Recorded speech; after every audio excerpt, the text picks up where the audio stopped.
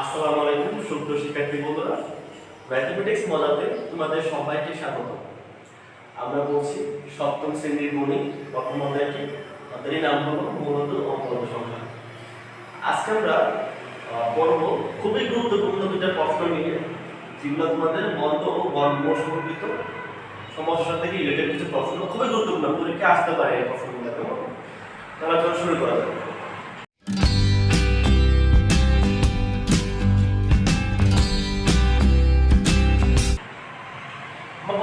প্রশ্নে বলছে যে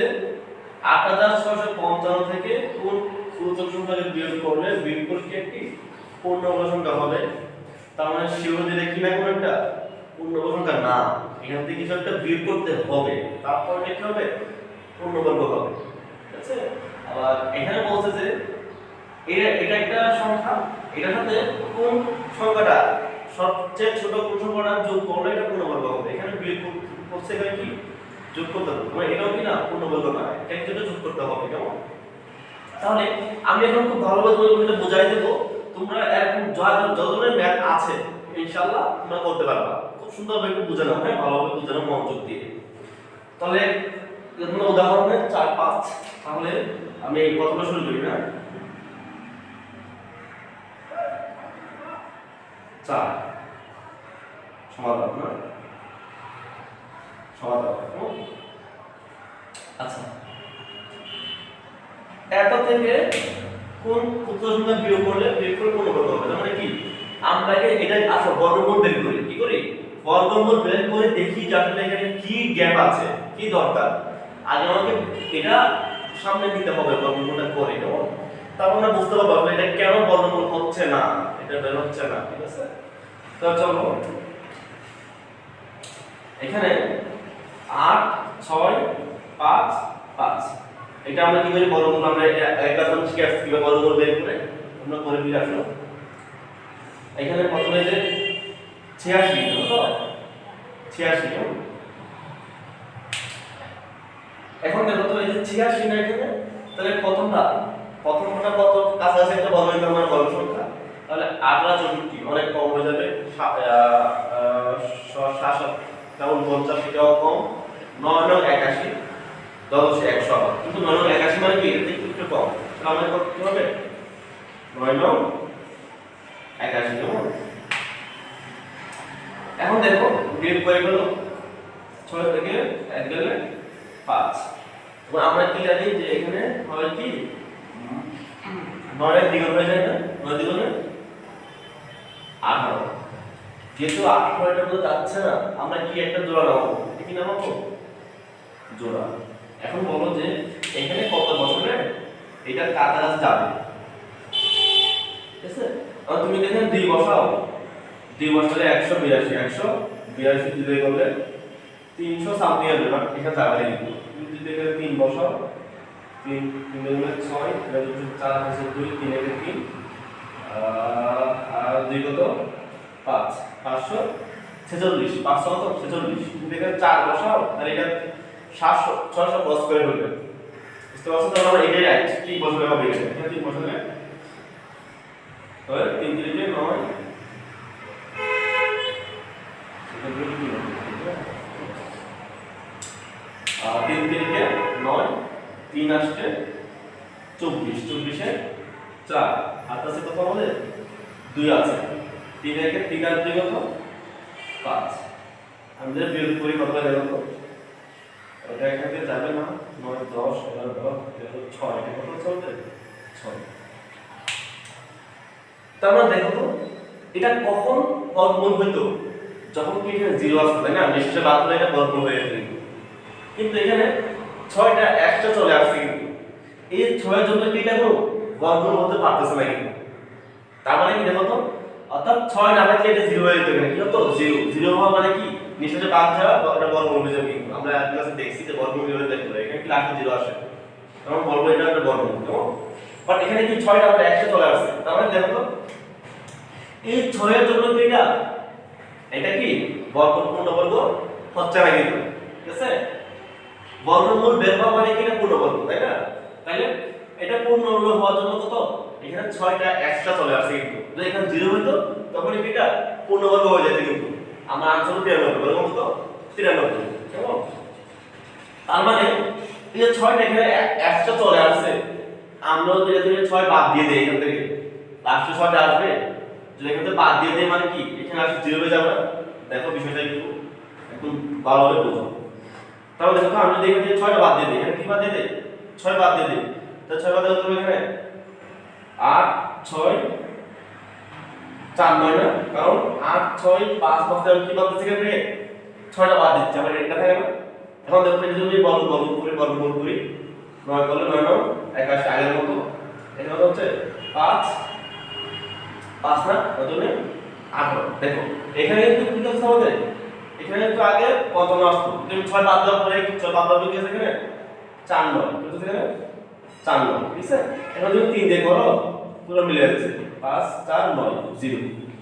যেহেতু 0 চলে আসছে মানে কি এটা হলো কি এটা কি বর্গমূল এবং এটা হলো একটা পূর্ণবর্গ সংখ্যা তারপর যদি 6টা আসছে 6টা যদি একটা আসছে তবে কাজ করি এই 100টা বাদ দিয়ে দিই এখান থেকে বাদ দিলে এখানে কি 100টা কি আর আসবে না আর কি 100টা আসবে না মানে কি আমাদের আনসারটা 0 হয়ে যাবে ঠিক আছে তাহলে বলতে বলতে এখান থেকে সুতরাং 8 6 এত থেকে না এত থেকে 6 বাদ দিলে 6 বাদ দিলে ঠিক আছে 6 বাদ দিলে বা বিয়োগ করলে হ্যাঁ কি কথা 6 বিয়োগ করলে দেখছো 1 থেকে 6 বিয়োগ করলে এই সমান আসবে না বিয়োগফলটা কেমন এই যে একটা পূর্ণবর্গ সংখ্যা কি সংখ্যা একটা কারণ এখানে 0 আসে বসতে পারে কিনা এটা পূর্ণবর্গ সংখ্যা হবে 6 বিয়োগ করলে বিয়োগফল একটি পূর্ণবর্গ সংখ্যা হবে আসলে বুঝতে পারছো কারণ দেখো এটা 6 জন্য এটা সামনে আটকে আছে কিন্তু 6 জন্য এটা আটকে আছে এটা 0 হচ্ছে না ঠিক আছে এই 6 যদি বাদ দিয়ে দেই তখন কি 0 যাবে না এটা তখন এটা পূর্ণবর্গ হয়ে যাবে সো আসলে বিষয়টা বুঝছো সো এই ধরনের ম্যাথগুলো বিয়োগ করতে বললে অর্থাৎ যেটার জন্য লাস্টে 1 থেকে যাবে ওইটা এখানে বাদ দিয়ে দিবা তখন কি আমাদের লাস্টে 0 চলে আসবে কিন্তু বাদ দেওয়ার পরে কারণ এটাই তো আমাদের 1টা চলে আসছে এই 1টা আমরা এখানে বাদ দিয়ে দেব তখন আর 1টা চলে আসবে না এখানে মাথায় রাখবে এটা হ্যাঁ তারপর আসো উদাহরণ 5 হ্যাঁ তোমরা খাতা তুলে নিবে তুলে নিও খাতা তুলে করে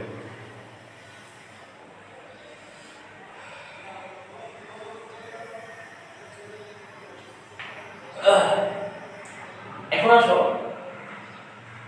এর সাথে কোন সংখ্যা যোগ করলে কি এটা পূর্ণবর্গ হবে তো সিম্পলি আমরা এটা বর্গমূল বের করি তারপর দেখি কি যোগ করতে হবে কি না করতে হবে তারপর একটা পরের বিষয় আগে আমরা করি তারপর করার পর দেখবো তাহলে এখানে কি দরকার কি গ্যাপ আছে কেমন তো শুরু করে দাও 6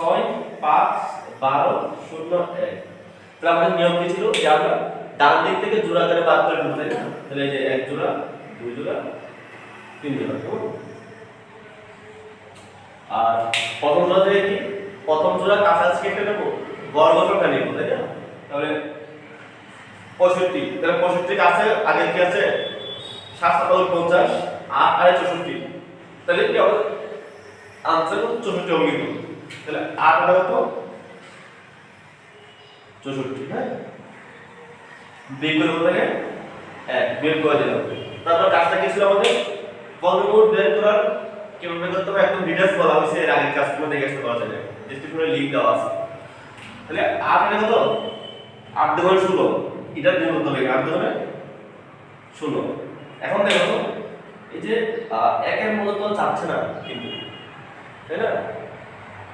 তাহলে এখানে দেখো তো এখানে আমরা তাহলে জোড়া নিয়ে আসি 12 তাহলে জোড়া জোড়া এখানে 12 নিয়ে আসবে কেমন এখন দেখো আমরা 12 নিয়ে আসলাম কেমন এখন দেখো তো তুমি এখানে কিছুটা বলতে হবে এটা শিওর থাকো তাই না হয় 0 বসাবো না হয় ইয়া বসাবো 1 বসাবো না হয় 2 বসাবো এখানে বসানোর পরেই তো গুণ করার পরে এটা হবে তাই না এটা কাছে আসলে যাবে না সো এখানে তুমি যাই বসানো না কেন এটাতে বড় করে এটা দেখো তো এটা একটু স্পেশাল বিষয়টা হ্যাঁ তুমি এখানে যাই বসানো না কেন এটা দিয়ে কি হবে বড় হবে না, অর্থাৎ তুমি এখানে যাই বসাবে কেন এখানে কি এখানে বাদ যাবে না। তার মানে কি দেখো আমাকে আরেকটা জোড়া নামাতে হবে, যেহেতু আমরা একটা জোড়া অলরেডি নামাই ফেলছি, নামানোর পর যদি আরেকটা জোড়া নামাতে হয় তখন কিন্তু অবশ্যই একটা এখানে জিরো দিতে হবে। কি বলতে হবে, জিরো বসে কি একটা জোড়া নামাতে হবে আমাদের ভাগের মতো, যে একবার বিয়োগ করার পরে কেটে আনলেও ভাগ না গেলে আমরা জিরো দিয়ে আরেকটা নিচে নিয়ে আসি, কিন্তু জিরো বসায় নিয়ে আসি না একটা না, কিন্তু এখানে জোড়া নিয়ে আসবে, জোড়া এটা জোড়ার কাজ, জোড়া নিয়ে আসতে হবে জিরো দিয়ে। তো একটা জোড়া নামানোর পরে যদি এখানে বসানো যাচ্ছে না, আমরা কি এখানে জিরো দিয়ে কি বসাবো, আমরা আরেকটা জোড়া নিয়ে আসবো, আরেকটা কি জোড়া, এখানে জিরো মানে কি হলো কি জিরো। আসলে তোমরা বিষয়টা বুঝছো কেমন? এখন দেখো তো, এখন এখানে যাই বসাবো তুমি, তোমরা গুণ করলে কি এটা কাজ হয়ে যাবে না, তুমি 5 দিয়ে করো, এক এই যে তুমি 5 দিলে 5 হবে না, তাহলে 5 দিলে 5 দিয়ে গুণ করো, বুঝছো 5 2 2 3 5 8000 সামথিং হচ্ছে, কিন্তু এখানে ধরো কত 11000 না, আমি আরেক বাইরে 6 দিয়ে করে দেখি, 6 বসাই 6 6 ঠিক আছে। দেখো এগুলো কিন্তু আমাদের বর্গমূল বের করার নিয়ম, কিন্তু আমরা আগে শিখে আসছি এগুলো, হ্যাঁ 6 6 হাত আছে কত 3, 6 6 মানে কত 3 হবে এখানে 3 6 6 36 না 36 আর 6 হাত আছে কত 3, 6 টা 6 7 8 9, ওকে। তাহলে 16 6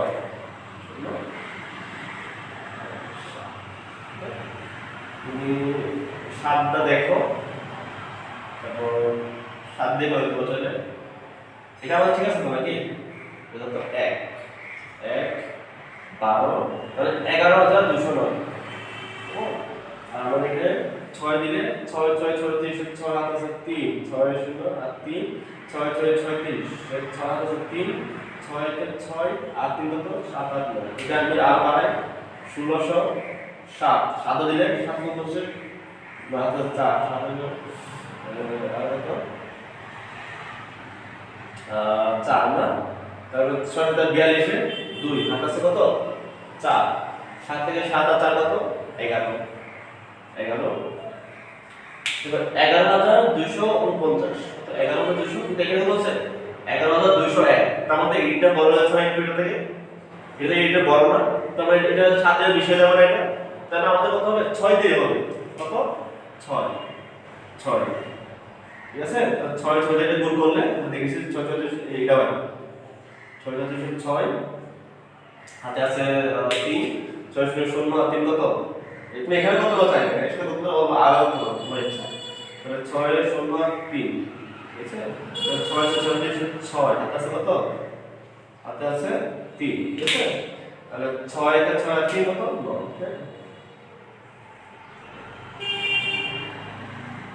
তো তুমি ভাগ করে দাও, ভাগ করলে তুমি এটা আনসারটা পেয়ে যাবে, ভাগ করলে তুমি এটা আনসার পাবা। ও দেখো না এখন 6 গেলে 7 8 9, এখানে আছে 5, এখানে কত আমাদের 9, 9 দিয়ে 3 দিলে কত 6 থাকে, এখানে 11 6 7 8 9 10 11 5, এখানে এখানে কত হবে 10 থাকবে, 11 থেকে 1 নিয়ে গেছিলাম 10 10 থেকে 9 এর মধ্যে 1, তাহলে 1565 কেমন, তাহলে 1565 এখানে একটা চলে আসতেছে, যার কারণে কি এটা থেকে এটা কি হচ্ছে না, কিন্তু কি হচ্ছে না, এটা হচ্ছে না, ওকে। তাহলে আমাদের এখানে এই জিনিসটা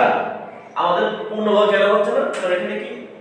এটা একটা চলে আসছে, ঠিক আছে। তার মানে এটা বিয়োগ দিতে হবে না, কিন্তু এখানে কি বলছে কোনটা যোগ করতে হবে, দেখো এটা যোগ করলে যোগফল পূর্ণভাগ আসতে পারে, কিন্তু বাট এটা অনেক বড় হয়ে যেতে পারে, ঠিক আছে। সো এটা কাছাকাছি যে সংখ্যাটা আছে না, যে এটার বর্গ কখনো পূর্ণবর্গ, এখানে টেকনিক আছে, ওটা মাথায় রাখবে, এখন গুরুত্বপূর্ণ যে যেহেতু 806 যদি বর্গমূল হয় তাহলে কি আমাদের একটু এক্সট্রা থাকে, তার মানে এর পরবর্তী বর্গ সংখ্যা এটা বর্গ সংখ্যা হতে হলে অবশ্যই কি বর্গমূলটা কি হবে 807 হবে। কত হবে 807, কারণ 807 তো করে 100 থাকে কিন্তু একটা কি থাকে। তারপর তাহলে বলতে পারি যে এটাটা কম আছে 806 কত গেলে 806 এর এটা কি একটু বেশি আছে, ঠিক আছে। তাহলে 807 লাগবে বর্গমূলটা বের করার এটা, ঠিক আছে। তাহলে 807 হলে এটা বর্গমূল বের হবে, এটা শিওর, ঠিক আছে। তাহলে 807 এর টা 807, ঠিক আছে। তারপরে তাহলে যেহেতু এটা আমাদের আসছে আমরা এর পরবর্তী সংখ্যা নিয়ে নিব কত 807, এখানে 6 আছে না, এখানে কি 807 ইনটু 807, ঠিক আছে। তাহলে আমরা এখানে লিখব যে 806 এর পরবর্তী সংখ্যা বর্গ সংখ্যা বর্গ, তার মানে 806 না 807 ইনটু 807 সমান এটা যদি গুণ করলে হবে এটা 65 12 49, কেমন গুণ করে দেখো এটা কত হচ্ছে, এটা হচ্ছে ওকে। তাহলে দেখো তো এই সংখ্যাটা যদি এটা হতো তখন তো পূর্ণবর্গ হতো, তখন কিন্তু পূর্ণবর্গ কার হতো পূর্ণবর্গ হইছে এটা 807 এর, এটা কিন্তু 807 এর সংখ্যা একটা পূর্ণবর্গ সংখ্যা, বাট এটা পূর্ণবর্গ না। এখন এটা হচ্ছে এটা হইতো তখন এটা কি হতো, এটা পূর্ণবর্গ হইতো। এখন দেখো তো এটাকে যদি এটা হতে হয় তখন এর সাথে আমরা কি যোগ করতে হবে বলতো, আসলে এখন পুরো ক্লিয়ার হয়ে গেছে যে যদি এটা পূর্ণবর্গ এটা কি না পূর্ণবর্গ নয়, তার মানে আমরা এটা যদি কম্পেয়ার করে দেখি যে এই সংখ্যাটা এটা হতে গেলে এর সাথে আর কত যোগ করতে হবে, ঠিক আছে। তাহলে বলতে পারবো যে সুতরাং এখানে এটা বৃদ্ধি দাও তুমি 65 এটা পার্থক্য কত নাকি পার্থক্য কত দেখো তো, এটা পার্থক্য হচ্ছে তোমার 65 বাদ 12 12 বাদ, তাহলে 1 না 48 হচ্ছে এটা आंसर 48 না। আমরা দেখো তো এই সংখ্যাটা এই পূর্ণবর্গ সংখ্যা হওয়ার ক্ষেত্রে কি আরো 48 কি আছে কম আছে, তাহলে দেখো তুমি যে 48 এখানে যোগ করলে এটা কি হয়ে যাবে, এটা সমান হয়ে যাবে, তখন কি হবে এটা কি হবে, এটা পূর্ণবর্গ হবে। তাহলে আমরা বলতে পারি সুতরাং 6 5 12 এর সাথে 48 যোগ করলে 48 যোগ করলে যোগফল একটি পূর্ণ বর্গ সংখ্যা হবে, কেমন। এখন যদি আমি আবার বলছি, হ্যাঁ, যখন তোমাকে বলবে যে কি যোগ করলে তখন তুমি কি করবা, এটা বর্গমূল বের করবা, দেখবা যে যাচ্ছে না, ঠিক আছে। তখন তুমি কি করবা, এই যে বর্গমূলটা আছে না এটার থেকে এক বেশি, এটা থেকে এক বেশি সংখ্যা নেবে একটা, ওই সংখ্যা কি করবা বর্গ বের করবা, ঠিক আছে। এটা এক বেশি করতে এখানে যা থাকবে এটা এক বেশি করতে 100 যোগ করছে, এটা হচ্ছে এটার বর্গ হচ্ছে এটা, তার মানে দেখো এটা থেকে এক বেশি বর্গ সংখ্যা এটা কি সংখ্যা বর্গ সংখ্যা। এখন দেখবা যে এই সংখ্যা মতো হতে গেলে কত যোগ বা যোগ করতে হবে, তাই না। তাহলে আমরা এটা যদি এটার মতো হতে হয় অথবা এটা যদি এটার মতো হতে হয়, তাহলে এটার থেকে এটা 48 কম আছে, কিন্তু আমরা ডিফারেন্স দেখলাম এটা এবং এটার ডিফারেন্স কত 48, তাহলে যেহেতু দুটো ডিফারেন্স 48, তাহলে এটাতে আমরা 48 যোগ করলে এটা কি হয়ে যাবে সমান হয়ে যাবে, আর এটা সমান হওয়া মানে কি এটা একটা পূর্ণবর্গ হয়ে যাওয়া, কারণ এটা কি একটা পূর্ণবর্গ সংখ্যা। আশা করি এই ম্যাথটা খুবই গুরুত্বপূর্ণ, অনেকে বলছি যে অনেকে বোঝে না এটা, তোমরা এটা ভালোভাবে একটু আবার রিপিট করে ভালোভাবে দেখে শিখে নাও। আর আজকে আমরা শেষ করার আগে আরেকটা জিনিস জানাই রাখবো, আমার জানার জিনিসটা খুব দরকার। জিনিসটা হলো এরকম যে মুছে দিলে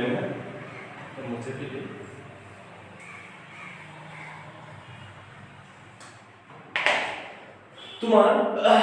একটা সংখ্যা দেখে তুমি বলে দিতে পারো যে ওই সংখ্যাটার বর্গমূলটা কত অঙ্ক বিশিষ্ট হবে, ঠিক আছে। যেমন আমরা লিখি না যে 81 81 এর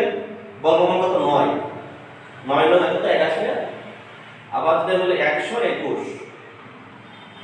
11 বর্গমূল তো 121 না আবার আমরা পড়ছিলাম কত 361 এটা ছিল কত 19 বর্গমূল না তাহলে এটা হলো বর্গ সংখ্যা আর এগুলো কি বর্গমূল কেমন তাহলে দেখো তো তুমি এক কাজ করবা যে তুমি বর্গ সংখ্যাগুলো লাস্টের অঙ্ক থেকে কত অঙ্ক থেকে লাস্টের অঙ্কের মধ্যে ফুটা দিবা হ্যাঁ ফুটা দিবা এবং এই ফুটা একবার পর পর আরো ফুটা দিয়ে থাকবা একবার পর পর ফুটা দিবা তাহলে এখানে একবার পরে আবার এখানে ফুটা দিবা এখানে গড় আছে অবশ্যই না একবার পরে এটা না এটার পরে লাগবে না এখানে একবার পরে এটা না একবার পরে এটা এখানে একবার পরে কত এটা ধরো অনেক আছে যে এই যে সংখ্যা লিখলাম ঠিক আছে তাহলে আমি একটু শুরু করব ডান থেকে শুরু করব এই যে ফুটা দিলাম এখানে একবার করব এটার পরে এটা এটার পরে কি এটা পরে কি এটা পরে নাই খালি অর্থাৎ তুমি এভাবে কি ফুটা দিবা ঠিক আছে অর্থাৎ বর্গমূল অঙ্কগুলো দেবে কি একবার পর পর ডান দিক থেকে কি ফুটা দিয়ে আসবা বুঝতে পারছো তুমি জয়টা ফুটা দিবা বর্গ সংখ্যার মধ্যে ওই বর্গমূল সংখ্যাগুলোতে তত সংখ্যক অঙ্ক থাকবে আবার শুনো যে তুমি বর্গ সংখ্যাগুলোতে যতগুলো ফুটা হবে এভাবে দেওয়ার পরে যতগুলো ফুটা হবে ততগুলো অঙ্ক থাকবে কোথায় এই সংখ্যাটা বর্গমূলে যেমন এখানে হলো এই বর্গ সংখ্যা কয়টা ফুটা একটা ফুটা না এটা হলো 9 এখানে একটা অঙ্ক এখানে কয়টা দেখো দুটো ফুটা না তাই এটা বর্গমূল 11 11 কয়টা অঙ্ক দুটো অঙ্ক এখানে দুটো অঙ্ক আছে না আবার এখানে কয়টা ফুটা দুটো ফুটা না এটা কত বর্গমূল 19 19 কয়টা আছে দুটো অঙ্ক আছে তার মানে কোন বর্গ সংখ্যা যতগুলো ফুটা থাকবে ততগুলো কি থাকবে বর্গমূলে ততগুলো অঙ্ক থাকবে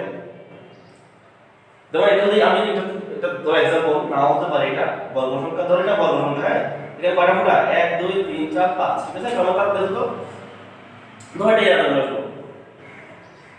কয়টা হচ্ছে 1 2 3 4টা এই যে 1 2 3 4টা ফুটা না তাহলে বর্গমূলে কয়টা অঙ্ক হবে 4টা অঙ্ক হবে